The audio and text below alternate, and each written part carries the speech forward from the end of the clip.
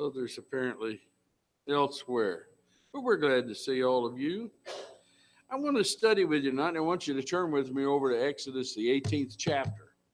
Somebody told me recently that some of our newer Christians haven't heard some of all these old stories from the Old Testament, and so maybe here's one we can reconfirm to your memory. And we're going to read the chapter. Kids, have you got your Bibles? Did you bring your Bibles up here with you? No. So you're going to listen to me while we read? Okay, I'll try to read well. When Jethro, the priest of Midian, Moses' father-in-law, okay, you know what a father-in-law is? You know what a father-in-law is, Ethan? I'm waiting. Do you have a father-in-law? No. Does your mother have a father-in-law? Who is it? There you go. Okay. All right. Kayla, does your mother have a father-in-law? Who is it? Is Alan, the fellow lead singing? Was that him? Yes, it is. Okay, then. Let's see. Okay. Does your Max, and we'll get everybody here as far as I can remember, does your father have a father-in-law? You don't know who your father's father-in-law is? You do? Who is it? Your pops. Are we talking about the guy that led singing? Yep, that's him. Pops, Papaw, I think it's Alan. Mr. McKee to some people. Okay? That was Jethro. He was the father-in-law of Moses. He heard of all that God had done for Moses and for Israel, his people, and that the Lord had brought Israel out of Egypt. Then Jethro, Moses' father-in-law, took Zipporah, Moses' wife, after he had sent her back. She had grown afraid, and he had sent her back to her father when he went back to Egypt. And her two sons, of which the name of the one was Gershom, for he said, I have been an alien in a strange land. And the name of the other was Eliezer. For the God of my father, said he, was mine help, and delivered me from the sword of Pharaoh. And Jethro, Moses' father-in-law, came with his sons and his wife unto Moses into the wilderness, where he encamped at the mount of God. And he said unto Moses, I, thy father-in-law Jethro, am come unto thee, and thy wife, and her two sons with her. And Moses went out to meet his father-in-law, and did obeisance, and kissed him. And they asked each other of their welfare, and they came into the tent. Moses told his father-in-law all that the Lord had done unto Pharaoh and to the Egyptians for Israel's sake. Remember the 10 plagues? Remember crossing the Red Sea? All that stuff? He told him about all that. And all the travail that had come upon them by the way, and how the Lord delivered them. And Jethro rejoiced for all the goodness which the Lord had done to Israel, whom he had delivered out of the hand of the Egyptians. Jethro said, Blessed be the Lord, who hath delivered you out of the hand of the Egyptians, out of the hand of Pharaoh, who hath delivered the people from under the hand of the Egyptians. Now I know that the Lord is greater than all gods, for in the thing wherein thou dealt proudly, he is above them. Jethro, Moses' father-in-law, took a burnt offering and sacrifices for God, and Aaron came, and all the elders of Israel, to eat bread with Moses' father-in-law before God. And it came to pass on the morrow that Moses sat to judge the people. And the people stood by Moses from the morning until the evening. When Moses' father-in-law saw all that he did to the people, he said, What is this thing that thou doest to the people? Why sittest thou thyself alone? And all the people stand by thee from morning unto evening. Moses said unto his father-in-law, Because the people come unto me to inquire of God. When they have a matter, they come unto me, and I judge between one and another, and I do make them know the statutes of God and his laws. And Moses' father-in-law said unto him, the thing that thou doest is not good. Thou wilt surely wear away both thou and this people that is with thee. But this thing is too heavy for thee. Thou art not able to perform it thyself alone. Hearken now unto my voice. I will give thee counsel, and God shall be with thee. Be thou for the people to Godward, that thou mayest bring the causes unto God. Thou shalt teach them ordinances and laws, and shalt show them by the way wherein they must walk, and the work they must do. Moreover, thou shalt provide out of all the people able men who fear God, men of truth, hating covetousness, and place such over them to be rulers of thousands, rulers of hundreds, rulers of fifties, and rulers of tens. And let them judge the people at all seasons. And it shall be that every great matter they shall bring unto thee, but every small matter they shall judge, so shall it be easier for thyself, and they shall bear the burden with thee. If thou shalt do this thing, and God command thee so, then thou shalt be able to endure. And all this people shall also go to their place in peace. So Moses hearkened to the voice of his father-in-law, and did all that he had said. Moses chose able men out of all Israel, and made them heads over the people, rulers of thousands, rulers of hundreds, rulers of fifties, and rulers of tens. And they judged the people at all seasons. The hard cases they brought to Moses, but every small matter they judged themselves. Moses let his father-in-law depart, and he went his way into his own land. You know, as you think about this, you might review what we just read with me just a minute. Israel had been freed from Egyptian bondage. It was a tremendous success. They had successfully evaded the armies of Pharaoh. They had left Egypt with great wealth. And now they were waiting at the Mount of God. Jethro comes, bringing Moses' wife, Zipporah, and his two children, Gershom and Eliezer. Now that they're free and safe and away from Egypt, the family could be reunited. And Jethro rejoices at their success. What a wonderful thing has happened. How God has blessed them. But he discovers that Moses was taking all day to judge the people. Can you imagine those folks standing there all day? I've been to court a time or two, and it takes a long time. And I was grateful for a place to sit down where I could wait, because those other people before me were just wasting time, you know. But these folks, I'm sure they felt the same way. Will we move this along so we can get to my case and Moses can hear it? It was too much. So Jethro saw that this was not a good way to be. Moses could do this for long, day after day doing it, and the people couldn't stand there all day waiting for him to figure it out. And so he said, Moses, you need to appoint other trustworthy, we talked about trustworthiness this morning, trustworthy people to help. He says, you got to get somebody to help you, or you're going to wear down. I believe that's the word the King James uses. And Jethro knew a couple of interesting things. I want you to notice that. In Exodus 18, verse 23, we just read, maybe you didn't notice this. If thou shalt do this thing, and God command thee so.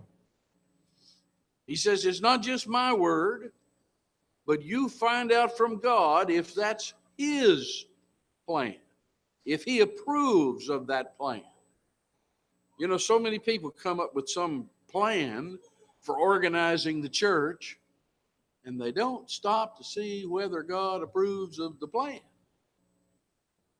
And Jethro told him, you see if God approves, and all this people shall go to their place in peace.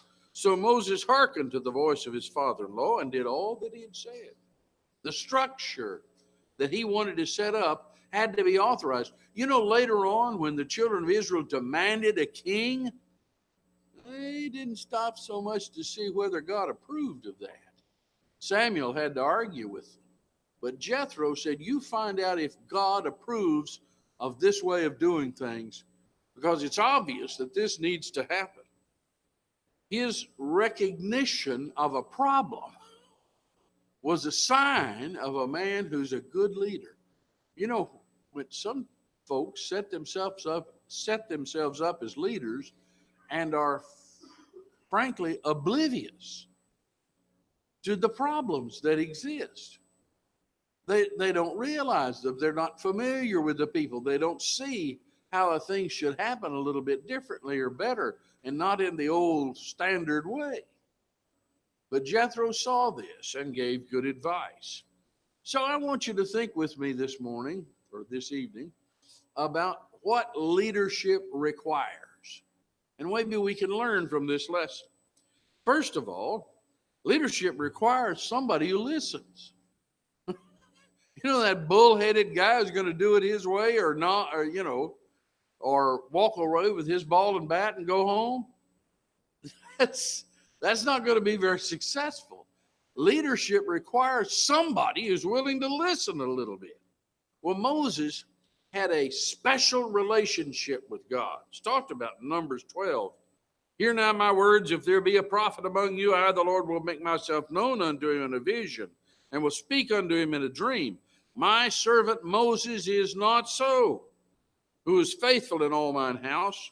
With him will I speak mouth to mouth, even apparently, and not in dark speeches. And the similitude of the Lord shall he behold. Wherefore, then were you not afraid to speak against my servant Moses? Moses had a special relationship with God, unlike any other prophet. He had spoken directly to God, you remember, at the burning bush. God had spoken to him. In Hebrews 3, Moses is presented as a type of Christ.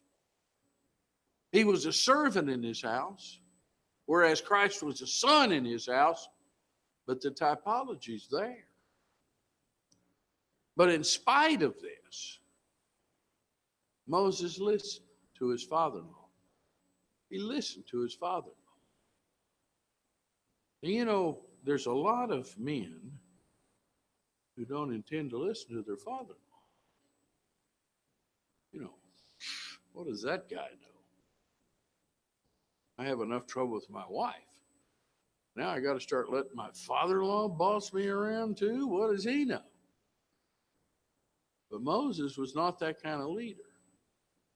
He was the kind of leader who would listen to good advice and heed it. Now that's a simple lesson, isn't it? That you've got to be willing to listen. Sometimes the lesson comes from people that you normally wouldn't think would suggest good ideas. Your father-in-law, for one. I'm not even talking about your mother-in-law, but your father-in-law. He listened to Jethro, and the idea of humility and the ability to listen go hand in hand. He was humbled enough to realize this just can't work for long.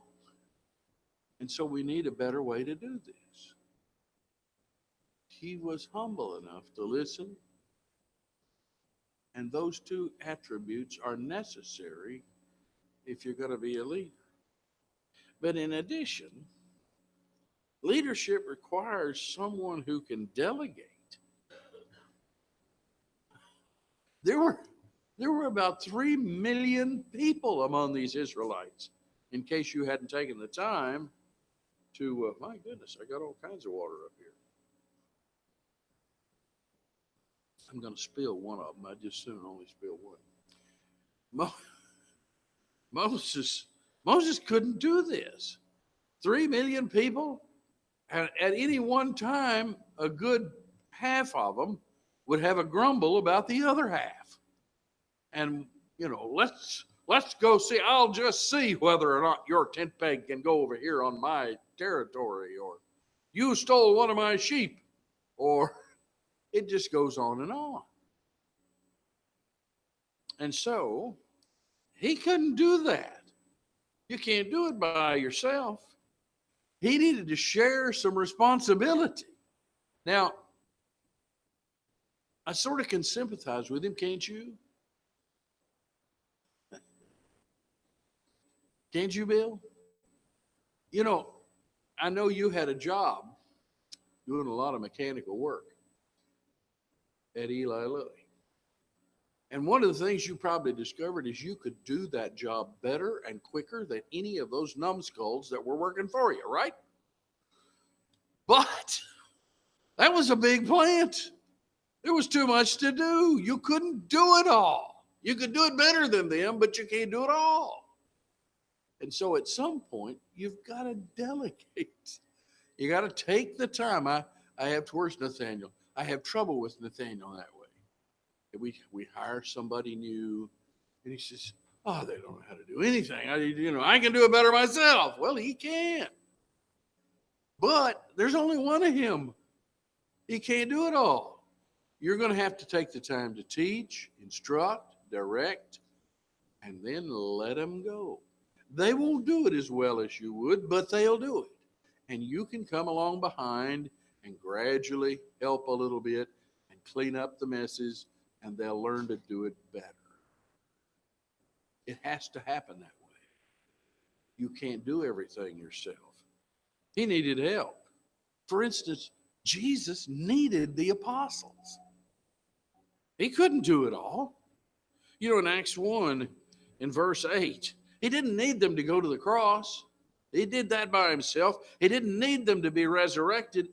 He did that by himself. He didn't need them to ascend to heaven.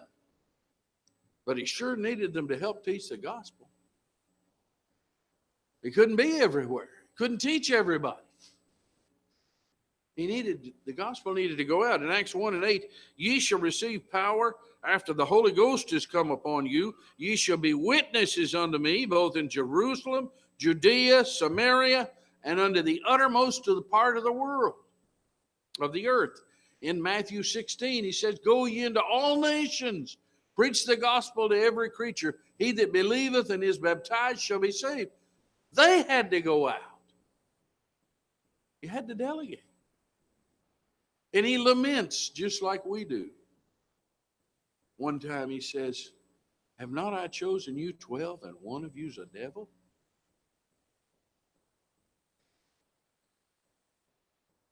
One of them failed. But he was going to have to trust these 12 men to go out and spread the gospel. Leadership requires someone willing to make a decision. Ooh. We have this problem in my family almost every day at lunchtime. Where are we? You know, we've eaten at every fast food joint around us. Where are we going to lunch today? Nobody wants to make a decision. So we say, well, we're going north. We're driving down the road. Somebody's going to have to decide. We're ruling out all those southern restaurants. We're going north. So somebody pick one of these. My wife and I take vacations like that. We used to have back in years gone by when the kids were small, we had a old beat up motorhome. We went on vacation one year and we drove from here to Nashville, Tennessee. And roughly when we pulled into Nashville, my wife said, well, we're either going to Alabama or we're going to Florida, but it's time to make a decision. Where did we decide? I think we decided on Florida. But there, when you get to the Y in the road, you got to make up your mind. A lot of people have a tremendous amount of problem making a decision. And being a leader requires that at some point you're going to make your mind up. You've got to decide. A lot of people just really won't do that. I don't want to. I don't want anybody to blame me or to fuss at me or to dislike my decision. And so they run away from it. It's sort of like I don't want to get involved. At some point, you got to get involved.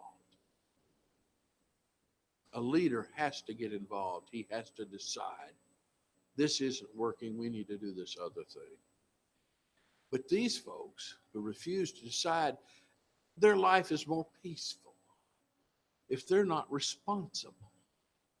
You know, I can just go home to my house and shut the door and pull the shades down, and I'm not responsible for anything.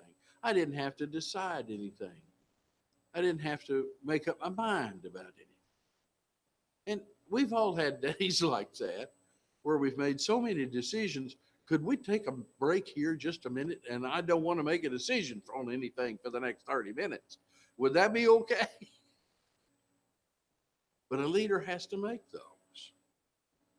It requires somebody willing to judge. And leaders are willing to step up and to speak. In Esther, there's an example. Haman had come up with a plot to wipe out all the Jews. And Mordecai found out about it. And he sends word to Esther. Mordecai commanded to answer Esther. He was dressing in sackcloth, and she saw him out the door, and she sat close to him, and he wouldn't put them on. And so finally she said, "What in the world? What's wrong?" And Mordecai commanded to answer Esther, "Think not with thyself that thou shalt escape in the king's house more than all the Jews.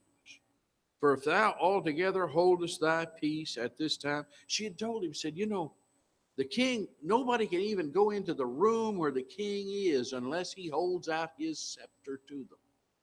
Well, they'll be killed. He says, he hadn't called for me for the last 3 months. If thou altogether holdest thy peace at this time, then shall their enlargement and deliverance arise to the Jews from another place. And God's going to take care of it. But thou and thy father's house shall be destroyed. And who knoweth whether thou art come to the kingdom for such a time as this? He says, it's time, Esther, to stand up, to be a leader. You might also notice Acts, the 18th chapter. Then spake the Lord to Paul in the night by a vision. Paul had been in terrible circumstances. He had been stoned, he had been beaten, he had been run out of several towns. And finally, he had to escape by night. And the brethren had taken him down and plopped him down at Corinth. And then spake the Lord to Paul in the night by a vision, in Acts 18, verse 9. Be not afraid, but speak, and hold not thy peace. For I am with thee, and no man shall set on thee to hurt thee, for I have much people in this city. And 1 Corinthians 2 tells us what was going on in the mind of Paul. He says, I, brethren, when I came to you, came not, in verse 1, came not with excellency of speech or of wisdom, declaring unto you the testimony of God. For I determined not to know anything among you save Jesus Christ and him crucified. I was with you in weakness and in fear and in much trembling. But a leader, even though those things are true, has to speak. And he says, and my speech and my preaching was not with enticing words of man's wisdom, but in demonstration of the Spirit and of power, that your faith should not stand in the wisdom of men, but in the power of God. So even though he was afraid, he says, I couldn't be quiet. Leadership requires someone willing to speak up, to judge. But leaders know certain things. One, leaders know it's oftentimes good to bring in outside voices. Somebody else from somewhere else who can maybe give us a new approach, a different idea. They know it's good sometimes to hear hard words. Sometimes you just have to hear the stern words. You can't blow perfume at somebody all the time. Sometimes you have to say the stern stuff. And they know it's good to take advice from whatever source it comes from. Your father-in-law, Naaman had to learn a lesson from a little servant girl from Israel. You have to take it from whatever source. And it's good to recognize leadership capacity. Some people can sort of lead 10 people. They're good with that. But if you throw them in with 100 folks, it's just too much. It blows their mind. Some people can lead 1,000 people, but not everybody can. Every now and then I hear some guy who's working on the line at GM or Ford begin to grumble about his pay and grumble about his wages and say silly things like, if I was in charge, I'd do this or that. Like you could run one of those major corporations. And all you're doing right now is bolting on the hub of the tire. You just can't do that. You hadn't been trained for it. You may not personally have the capacity, even if you were trained for it. I've seen a lot of guys who got out of college, having been trained, they couldn't fix the bolts on the tire, much less anything else. And so that's one of the reasons. That's what you notice here. He said some of the folks he put as leaders of 1,000. Some of the people were leaders of 100, some of 50, and some of 10. And so a leader has to know the capacity of the people that he's putting in positions. He has to know it. And there might be some shuffling. Ooh, this guy's not doing well at this job. He needs to go down a little further. Or this one's doing a terrific job. Let's raise him up. Matthew 25, when the king went away into a far country in the parable of the talents. If you ever wondered, he gave some 10 and some 5 and one of them just 1 talent. Why did he do that? Because a leader recognizes the different abilities of the people he's dealing with. One man could handle 10. One man couldn't even handle 1. So you got to be aware of those things. And it's good to stay involved. In other words, Moses wasn't going to delegate and then go off on vacation and hide. He was going to still stay involved. They were going to bring him the hard cases they couldn't settle. And perhaps some administration, some superintendents. You don't spend 10 minutes training a man at a job and send him off, go thy way, do thy job, and not check up on him.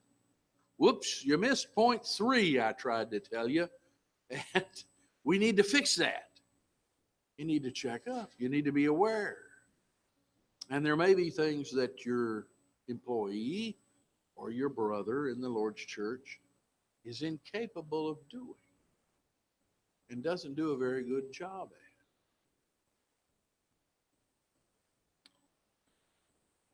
Let me back up. I want to talk about one other thing. When the apostles in the book of Acts noticed that some of the Grecian widows were being neglected, they didn't just have a lottery and pick names out of a hat as to who was going to take over that job. They asked the brethren to select men capable, qualified for the job. And if you notice, the men that they selected were themselves all Grecians.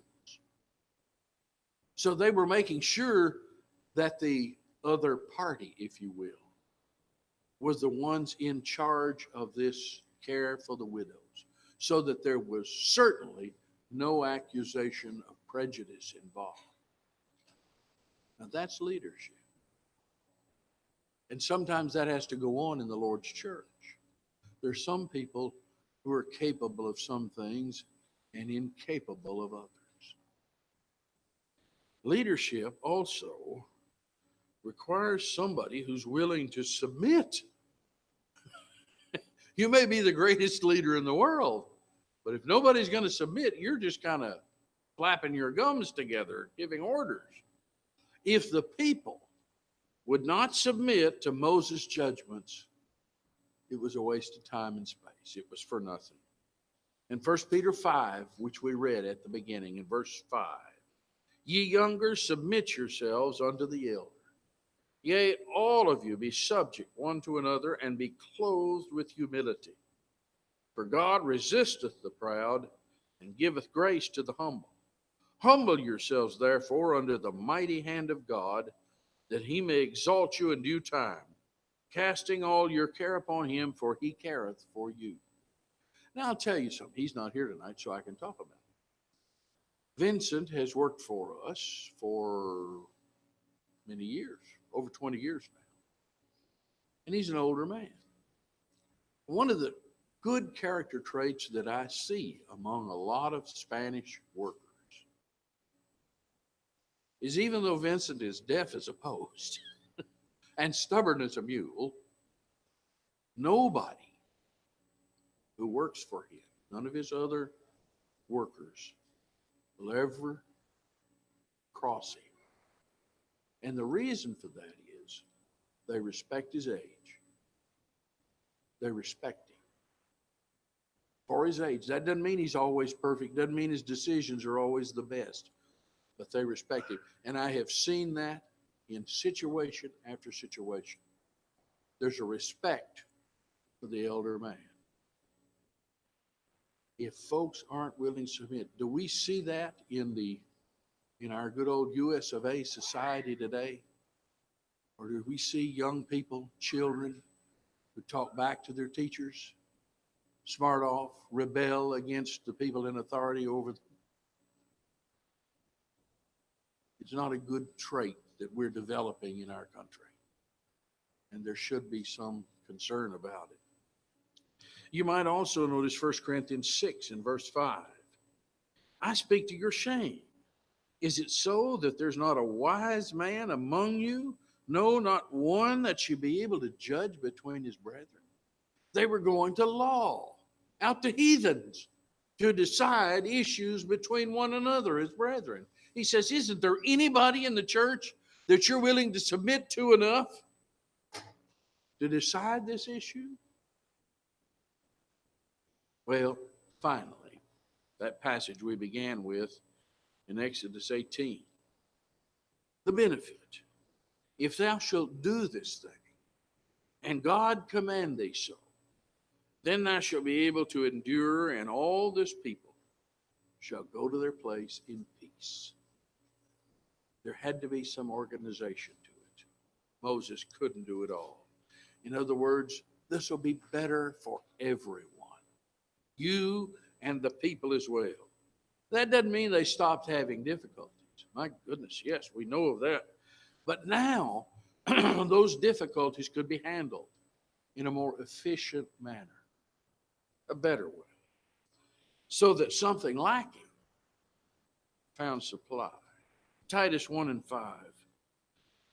For this cause left I thee in Crete, that thou shouldst set in order the things that are wanting, and ordain elders in every city as I had appointed.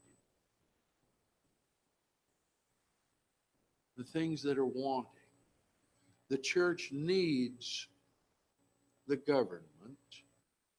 Each congregation needs the government, the leadership that God has ordained.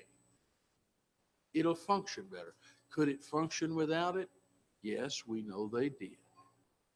But it'll function better, and the people will be able to endure and go up in peace if we abide by the directions of the Lord into establishing the leadership that ought to exist in the church. Are you here tonight and not a Christian? The Lord has given us two great institutions. He's given us our families. That was his first one. He's given us government, the second.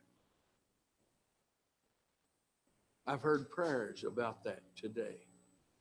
gratitude that we live in the freedom that we enjoy in this country so that we're able to live in peace and worship the Lord. And the Lord has given us the church whereby we may serve Him and encourage one another. Are you a Christian tonight? You need to come while we stand and sing.